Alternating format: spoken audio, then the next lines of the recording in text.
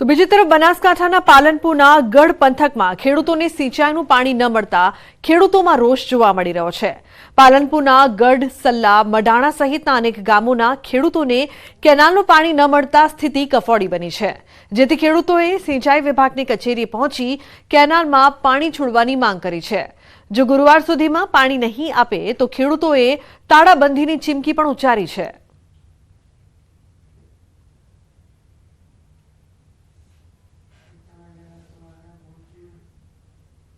તો નવા hit and રનના કાયદાના વિરોધમાં ટ્રક ડ્રાઈવરો હડતાળ પર છે, જેને કારણે માલનો સપ્લાય ઠપ થઈ ગયો છે, જેની સીધી અસર ડુંગળીના ભાવ પર પડી રહી છે। ડુંગળીની નિકાસ બંધ છે, જેના કારણે ખેડૂતોને ડુંગળી ઓછા ભાવે વેચવી પડી રહી છે। અમદાવાદમાં હોલસેલના ડુંગળીના 25 થી 30 રૂપિયા કિલો છે, જે રિટેલ માર્કેટમાં 30 થી 50 રૂપિયાના ભાવ છે। આવક વધારે હોય તો રિટેલ માર્કેટમાં ડુંગળી સસ્તી જવી જોઈએ, તેમ છતાં 30 થી 50 રૂપિયે ડુંગળીના ભાવ છે। ત્યારે જો હજુ પણ હડતાળ યથાવત રહેશે તો ભાવ વધારવાની શક્યતાઓ રહેલી છે। નિકાસ બંધ છે તો એક બે દિવસ પછી ભાવ વધી જાય છે। 10-15 રૂપિયા કિલો તો વધી જાય છે ભાવ।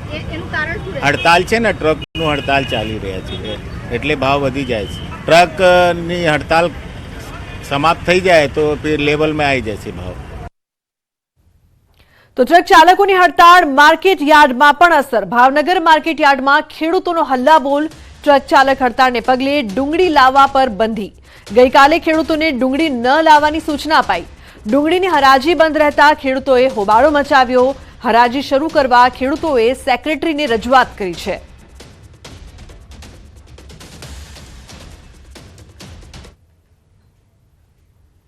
એટલે મેં હરાજી પૂર્ણ થયા પછી અમે ચર્ચા વિચારણા કરી કે ભાઈ ટ્રાન્સપોર્ટની હડતાલ છે, એટલે આવતીકાલે અમે પ્રેસ નોટ આપી હતી ભાઈ કોઈ ખેડૂત ભાઈઓ હોય, કોઈ દલાલ ભાઈઓએ ડુંગળી યાર્ડમાં લાવી નહીં એવી સૂચના આપી। પણ ગઈકાલે જે ખેડૂતોના ગામડેથી ને વાડીઓથી જે માલ ભરાણા હતા એટલે એ લોકો આવી ગયા હતા અને આવી ગયા હતા અમે ત્યારે એવી ચર્ચાઈ હતી કે ભાઈ આનો કાંક નિકાલ કરી દઈશું। પણ મોડી રાતે કાંક એવા મેસેજ પડ્યા કે ભાઈ કોઈ વાહન હાઈવે પર જવા ન દેતા, નન્યા ઊભા રાખી દેશે। એની હિસાબે હરાજી બંધ છે। ભાઈ હરાજી શરૂ કરીએ તો પછી લોડિંગ માટે વેપારીને તો લોડિંગ કરવું પડે, પણ ગાડીઓ નથી, ગાડીઓની હિસાબે એટલે ભાઈ હરાજી બંધ રહેશે। પણ અત્યારે વેપારી સાથે અમે ચર્ચા અત્યારે એની મિટિંગ રાખી છે, પણ આવતીકાલે મહેનત કરીને શરૂ કરાવશું એવી અમારી ઓલી છે। તો પાટણના સાંતલપુરમાં નર્મદાની કેનાલમાં ગાબડું પડતા ખેતરો પાણીથી તરબોળ થયા છે। સાંતલપુરના બાવેડા ગામે પસાર થતી માઇનોર કેનાલમાં ગાબડું પડતા આસપાસના ખેતરોમાં પાણી ફરી વળ્યા હતા, જેથી તમામ પાકોને નુકસાન પહોંચ્યું છે। માઇનોર કેનાલમાં ગાબડું પડવાનો સિલસિલો અવારનવાર બને છે, આથી ખેડૂતોએ અધિકારીઓ સામે રોષ ઠાલવ્યો છે। સાંતલપુરમાં 18,000નો ખર્ચ કરીને જીરાનું વાવેતર કર્યું હતું, પરંતુ ખેતરમાં પાણી ફરી વળતા તમામ પાકને નુકસાન પહોંચ્યું છે। વારંવાર કેનાલમાં ગાબડા પડે છે, પરંતુ કોઈ પણ અધિકારીઓ ધ્યાન નથી આપી રહ્યા।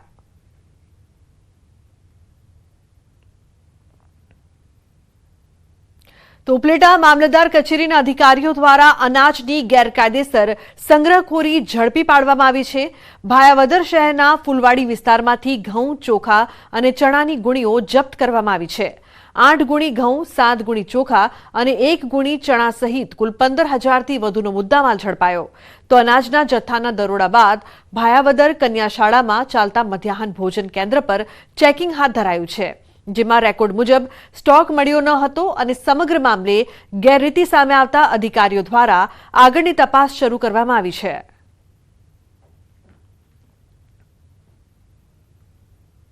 ભાયાવદર ફૂલવાડી વિસ્તારમાં ઘઉં કટા 8, ચોખા કટા 7, ચણા કટા 1 ટોટલ જથ્થો અંદાજિત કિંમત 15,650 અનધિકૃત રીતે માલુમ પડતા સીઝ કરી નાગરિક પુરવઠા નિગમના ગોડાઉન ખાતે સોંપવામાં આવેલ છે। આ અંગે આગળની કાર્યવાહી હાથ ધરવામાં આવશે, તેમજ આ બાબતે મધ્યાહન ભોજન યોજના અંગે આ બાબતે ગેરરીતિ થયેલ હોવાનું જાહેર થયેલ હોય, તેથી આ બાબતે આગળની તપાસ કાર્યવાહી કરવામાં આવશે। તો છોટાઉદેપુરમાં કેવડી ગામમાં બિસ્માર રસ્તાના કારણે એમ્બ્યુલન્સને ખેંચવી પડી. મેળ ફળિયાને જોડતા પર સગર્ભાને હોસ્પિટલ લઈ જવા એમ્બ્યુલન્સ પહોંચી હતી, પરંતુ ખરાબ રસ્તાના કારણે એમ્બ્યુલન્સ ઢાળ ચડી ન શકી, જેથી ગ્રામજનોએ ટ્રેક્ટર દ્વારા ભારે જહેમત ઉઠાવી એમ્બ્યુલન્સ ખેંચી હતી અને સગર્ભાને CHCમાં પહોંચાડવામાં આવી હતી. સદનસીબે સગર્ભા સમયસર દવાખાને પહોંચી જતા સફળ પ્રસૂતિ થઈ હતી. જોકે હાલ ટ્રેક્ટર દ્વારા ખેંચીને લઈ જવાતી એમ્બ્યુલન્સનો વિડીયો વાયરલ થઈ રહ્યો છે.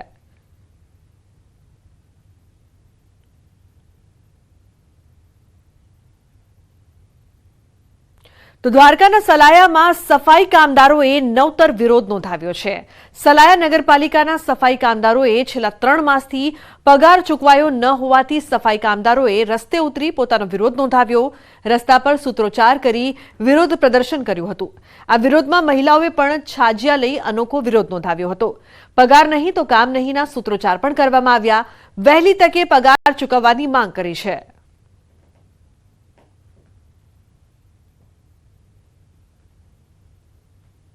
સફાઈ કામદારોને પગાર ચૂકવવા માટે નગરપાલિકા પૈસા નથી નગરપાલિકા. ચીફ ઓફિસરની એક જવાબદારી બને છે. આવનારા દિવસોમાં જો સફાઈ કામદારોના પગારના પ્રશ્ને કોઈ નીતિ વિષયક નિર્ણય લેવામાં નહીં આવે તો આવનારા દિવસોમાં આ સફાઈ કામદારો સલાહ શહેરમાંથી બહિષ્કાર કરી અને સલાહ ગામ છોડીને ચાલ્યા જશે. નગરપાલિકા દ્વારા નિયમિત પગાર તો ચૂકવવામાં આવે છે, પણ નગરપાલિકા નબળી આર્થિક સ્થિતિ જોતા જે જૂના પગાર ચડત રહેલ છે તે બાકી છે. નગરપાલિકા દ્વારા એના માટે વસૂલાતના અન્ય પ્રયત્નો કરવામાં આવી જ રહેલ છે. ભંડોળ ઉપલબ્ધ થઈ તાત્કાલિક પગારની ચૂકવણી કરવામાં આવે. લીઝ ધારકોએ રેતીના ભાવમાં વધારો કરી દેતા સપ્લાય કોન્ટ્રાક્ટરોમાં રોષનો માહોલ વ્યાપ્યો છે. સપ્લાય કોન્ટ્રાક્ટરોએ હડતાળ પર ઉતરી વિરોધ નોંધાવ્યો છે. પહેલા 1 ટન રેતી કે જેનો ભાવ 80 રૂપિયા હતો, હવે તેમાં 170નો વધારો કરી દેવાયો છે. રાતોરાત ભાવ વધારો કરી દેવાતા સપ્લાયરો અચોક્કસ મુદ્દતની હડતાળ પર ઉતર્યા છે. હડતાળને પગલે સાબરકાંઠા જિલ્લાના 1000થી વધુ ટ્રકોના પૈડા થંભી ગયા છે, જેના કારણે મકાનોના કામ, બિલ્ડિંગના કામો તેમજ સરકારી કામોમાં રેતી ન પહોંચતા આ કામો અટકી ગયા છે. આ ભાવ વધારાનો મુદ્દો અમારો ક્લિયર નહીં થાય, રાતોરાત જે ભાવ વધારો થયો છે જે પાછો ખેંચવામાં નહીં આવે ત્યાં સુધી અમારા અરવલ્લી તથા સાબરકાંઠાના દરેક ટ્રક માલિકોએ પોતાની ગાડીઓ ઊભી કરી છે. હડતાલ ઉપર અચોક્કસ મુદત માટે હડતાલ ઉપર અમે ઊભી કરી છે. તો આણંદમાં મંદિરનું દબાણ હટાવવા જતા તંત્ર સામે રોષ જોવા મળી રહ્યો છે. ગોપી ટોકીઝ નજીક મંદિર હટાવવા પહોંચ્યું હતું તંત્ર. માર્ગ પરના મોટા દબાણો હટાવ્યા બાદ મંદિર હટાવવાની માંગ, દાંડી માર્ગ પરના અન્ય દબાણો હટાવવામાં તંત્ર નિષ્ફળ હોવાનો આક્ષેપ. ભક્તોએ હોબાળો કરતા પોલીસનો કાફલો ઘટના સ્થળે તૈનાત. તો જૂના મંદિર હટાવાતું હોવાના આક્ષેપ સાથે ભક્તોએ વિરોધ નોંધાવ્યો છે.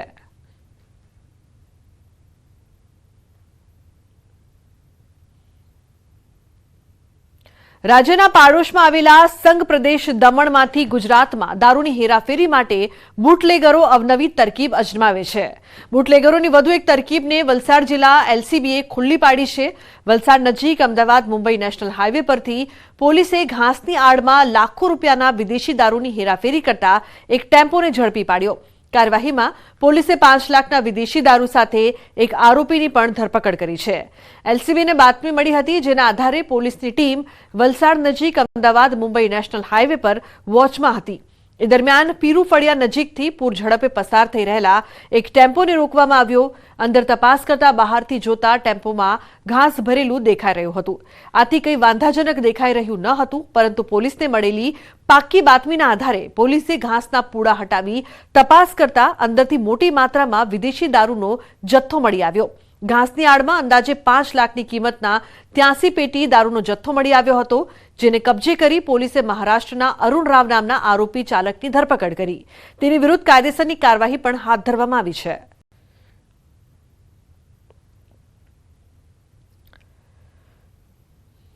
આણંદ પોલીસની કામગીરી સામે સવાલો ઉઠી રહ્યા છે. પોલીસે કોર્ટને ગેરમાર્ગે દોરી સોનું અને રોકડ રકમ સગે વગે કરી હોય તેવા આક્ષેપ સાથે હાઈકોર્ટમાં અરજી દાખલ કરવામાં આવી છે. લાખોની છેતરપિંડીના કેસમાં પોલીસે 1 કરોડથી વધુ રોકડ રકમ અને 100 તોલા સોનું ન દર્શાવતા પોલીસ સામે કાર્યવાહી કરવાની માંગ ઉઠી છે. હાઈકોર્ટે રાજ્ય પોલીસ વડા સહિત PI KG ચૌધરી, પીઆઈ જેવી રાઠોડ, પીઆઈ એમઆઈ પ્રજાપતિ ઉપરાંત કોન્સ્ટેબલ એસવી રાઠોડને નોટિસ પાઠવી મહિલાઓ સાથે છેતરપિંડીના કેસમાં સાક્ષીઓની હાજરીમાં પોલીસે મુદ્દામાલ જપ્ત કર્યો હતો.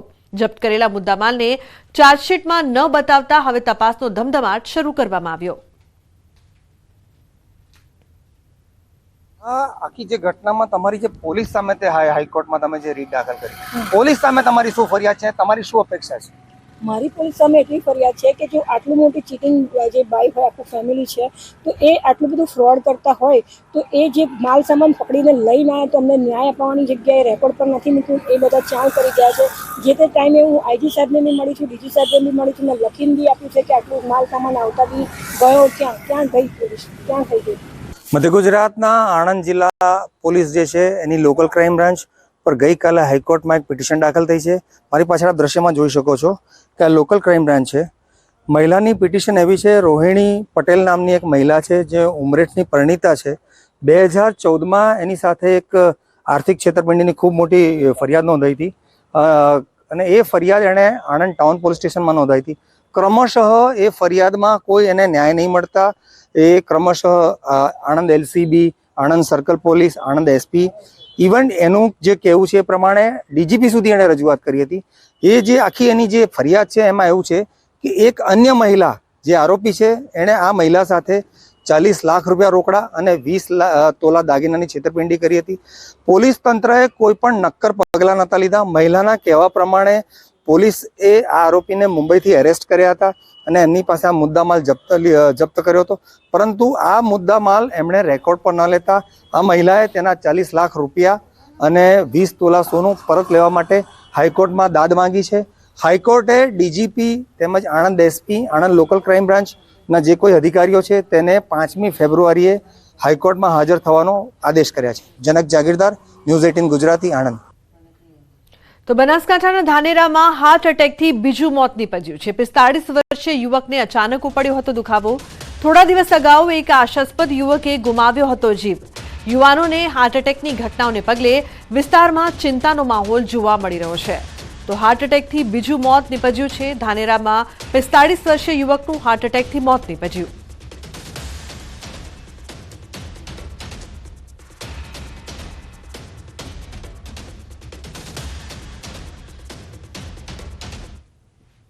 તો સુરેન્દ્રનગરના લખતરમાં રખડતા ઢોરોનો આતંક જોવા મળી રહ્યો છે. મોચી બજાર વિસ્તારમાં 2 આંખલાઓ યુદ્ધે ચડતા લોકો સહિત વાહન ચાલકોમાં નાસભાગ મચી. શહેરી વિસ્તારમાં અવારનવાર આંખલાઓ બાખડતા વેપારીઓ સહિત વાહન ચાલકો, રાહદારીઓમાં ફફડાટ ફેલાયો છે. તંત્ર દ્વારા શહેરમાં રખડતા ઢોરો પાંજરે પૂરવામાં નહીં આવતા લોકોમાં રોષ જોવા મળ્યો. યુદ્ધ કરતા આંખલાઓને ભારે જહેમત બાદ લાકડી વડે જુદા પાડવામાં આવ્યા.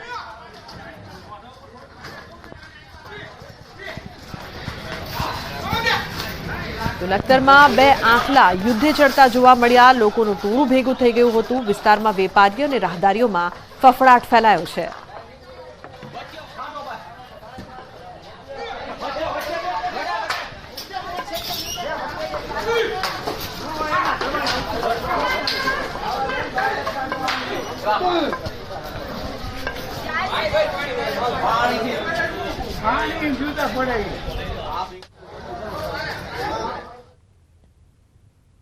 સુરતના ધામણોદ ગામે 2 જૂથો વચ્ચે ઘર્ષણ સર્જાયું. એક જ સમાજના 2 જૂથો વચ્ચે મારામારી જોવા મળી. બાઇક પર ટ્રક ચડાવી દેવાના આક્ષેપ બાદ મારામારી થઈ. લાકડીઓથી બંને જૂથોના શખ્સો વચ્ચે ઘર્ષણ. અથડામણ દરમિયાન 7 જેટલા વ્યક્તિઓને ઈજા પહોંચી છે. ઈજાગ્રસ્તોને સારવાર માટે કોસંબા અને કામરેજ ખસેડાયા છે. ઘટનાની જાણ થતાં સ્થાનિક પોલીસ કાફલો પહોંચ્યો. પોલીસે બંને પક્ષોની ફરિયાદ નોંધીને કાર્યવાહી હાથ ધરી છે.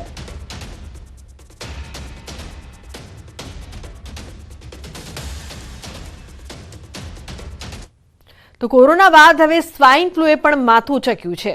વડોદરામાં સ્વાઇન ફ્લુથી 57 વર્ષીય દર્દીનું મોત નીપજ્યું. 57 વર્ષીય તુષાર ચંદ્રકાંત શાહ છેલ્લા ઘણા દિવસોથી કેન્સર, હૃદયરોગ તેમજ હાઇપરટેન્શન સહિતની બીમારીથી પીડાતા હતા અને ખાનગી હોસ્પિટલમાં સારવાર આપ્યા બાદ સયાજી હોસ્પિટલમાં સારવાર દરમિયાન તેમનું મોત નીપજ્યું. સ્વાઇન ફ્લુથી એક દર્દીનું મોત થવા છતાં હોસ્પિટલનું તંત્ર ઘોર નિંદ્રામાં છે. જ્યાં માસ્ક ફરજિયાત હોય ત્યાં પણ કર્મચારીઓ માસ્ક નથી પહેરતા.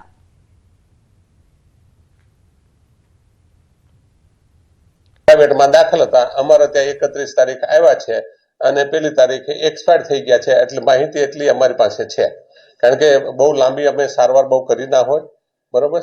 અને હોસ્કિન ડિઝીઝની સારવાર કરવાની થાય, ISDની સારવાર થાય, એ બધી સારવાર પૂરી મળે ત્યાં પ્રાઇવેટમાંથી આવ્યો અને ક્રિટિકલમાં આવ્યું હોય એટલે ડેથ થઈ ગયું છે. વડોદરા શહેરમાં કોરોના બાદ H1N1 એટલે કે સ્વાઇન ફ્લુએ માથું ઉચક્યું છે અને સ્વાઇન ફ્લુના કારણે એક જે દર્દી છે તેનું મૃત્યુ નિપજી ચૂક્યું છે. ત્યારે જે સયાજી હોસ્પિટલનું તંત્ર છે તે ઘોર નિંદ્રામાં હોય તેમ લાગી રહ્યું છે અને આજે પણ સયાજી હોસ્પિટલ જે સ્ટાફ છે તે બેજવાબદારી ભર્યું વર્તન કરી રહ્યો છે. આ દ્રશ્યો તમે જોઈ રહ્યા છો કે આઇસોલેશન વોર્ડ છે અને આ જ આઇસોલેશન વોર્ડમાં સ્વાઇન ફ્લુના દર્દી હોય કે પછી કોરોનાના દર્દી હોય તેમને સારવાર આપવામાં આવતી હોય છે. ત્યારે અહીંયા માસ્ક પહેરવું અને જે પ્રિકોશન્સ રાખવા ફરજિયાત હોય છે. ત્યારે આ દ્રશ્યો છે, દ્રશ્યોમાં જોઈ શકાય છે કે કર્મચારીઓ અહીંયા ફરજ બજાવી રહ્યા છે. તેઓ બેજવાબદારી ભર્યું વર્તન કરી રહ્યા છે અને માસ્ક વિના જ જે કર્મચારીઓ છે તે જોવા મળી રહ્યા છે. વડોદરા શહેરમાં જે ઘટના બની હતી તેની વાત કરીએ તો જે 57 વર્ષીય એક દર્દી છે તેનું નામ તુષારભાઈ શાહ છે. તેઓ સારવાર હેઠળ હતા અને સારવાર દરમિયાન તેમનું સયાજી હોસ્પિટલમાં મૃત્યુ નિપજી ચૂક્યું છે. પ્રાથમિક દ્રષ્ટિએ સ્વાઇન ફ્લુના કારણે તેમના ફેફસા જે છે તે નબળા થઈ ગયા હતા, તેના કારણે તેમનું મૃત્યુ નિપજ્યું હોય તેવું તારણ જે છે તે સામે આવી રહ્યું છે. ત્યારે સયાજી હોસ્પિટલનું મેનેજમેન્ટ છે તે ઘોર બેદરકારી દાખવી રહ્યું છે. જે સરકારના નિયમો હોય છે તેનું પાલન નથી કરી રહ્યું. ત્યારે જે સયાજી હોસ્પિટલનું મેનેજમેન્ટ છે તેમની સામે કેવા પ્રકારના પગલાં ભરવામાં આવે છે તે જોવું રહ્યું.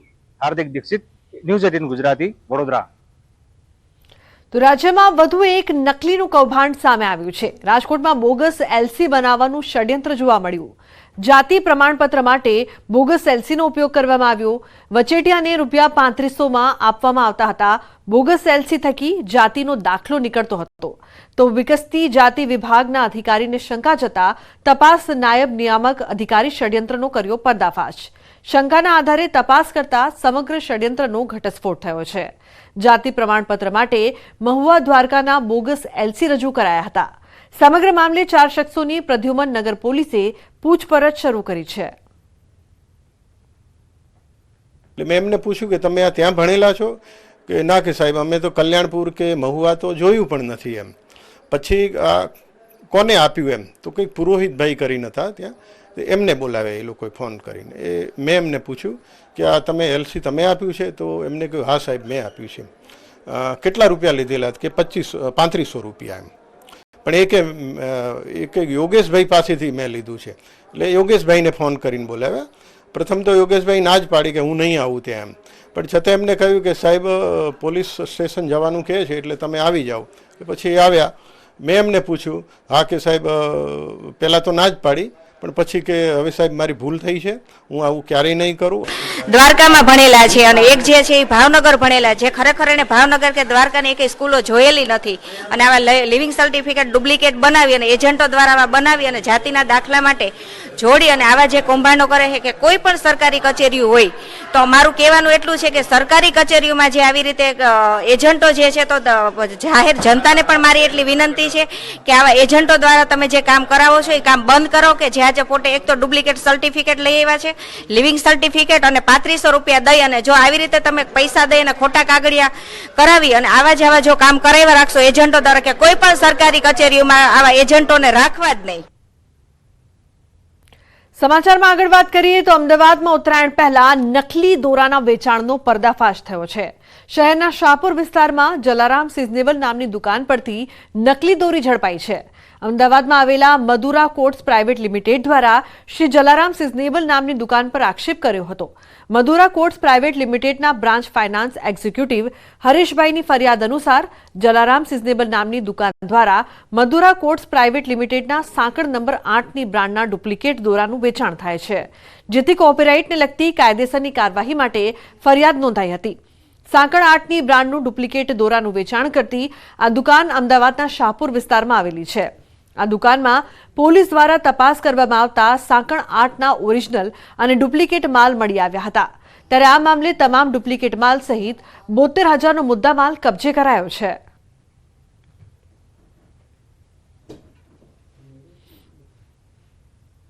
આગામી 22 જાન્યુઆરીના રોજ શ્રી રામલલ્લા ભગવાન અયોધ્યા ખાતે વિશાળ મંદિરમાં બિરાજમાન થવાના છે. ત્યારે મહાઉત્સવને લઈને સમગ્ર હિન્દુ સનાતન ધર્મમાં ઉત્સાહનો માહોલ છે. તેવામાં અમદાવાદ મહાનગરપાલિકાએ એક મહત્વપૂર્ણ નિર્ણય કરી રામરાજ્ય સ્થાપિત કરવાનો પ્રયાસ કર્યો છે. અમદાવાદ શહેરના અનેક વિકાસલક્ષી પ્રોજેક્ટ જેવા કે તળાવ, ગાર્ડન અને બ્રિજના નામ રામાયણના પાત્રો પર કરવાનો નિર્ણય કરાયો છે. અમદાવાદના ઓઢવ અને વિરાટનગર વોર્ડમાં ભાજપે રામ રાજ્યનો માહોલ ઊભો કર્યો છે. શહેરમાં આવેલા પાર્ટી પ્લોટ, ગાર્ડન, તળાવ, ફુવારા, લાઇબ્રેરી અને બ્રિજ આમ કુલ 9 પ્રોજેક્ટના નામાભિધાન રામાયણના પાત્રોને આધારે રાખવાનો નિર્ણય કરવામાં આવ્યો છે. શિવદર્શન સોસાયટી પાસેનું જે ગાર્ડન છે એને સબરી વાટિકા, ઓઢવ ગામનું ગાર્ડન છે એને અયોધ્યા વન તરીકે, લાઇબ્રેરી છે અંબિકાનગરની એને શ્રી વાલ્મીકી ઋષિ લાઇબ્રેરી, આંજણા ચોક 100 ફૂટનો રોડ ઓઢવ ખાતે આવેલો છે તેનું નામ પર અર્બુદા દેવી ચોક, સોનીની ચાલી છે ત્યાં રામસેતુ બ્રિજ, આમ અલગ અલગ ગાર્ડન હોય, લાઇબ્રેરી હોય, ચોક હોય, આવાનું નામકરણ સ્ટેન્ડિંગ કમિટીમાં કરવામાં આવ્યું છે. તો બુલેટિનમાં હાલ બસ આટલું જ. તમામ મહત્વપૂર્ણ સમાચાર માટે આપ જોતા રહો ન્યૂઝ 18 ગુજરાતી. નમસ્કાર.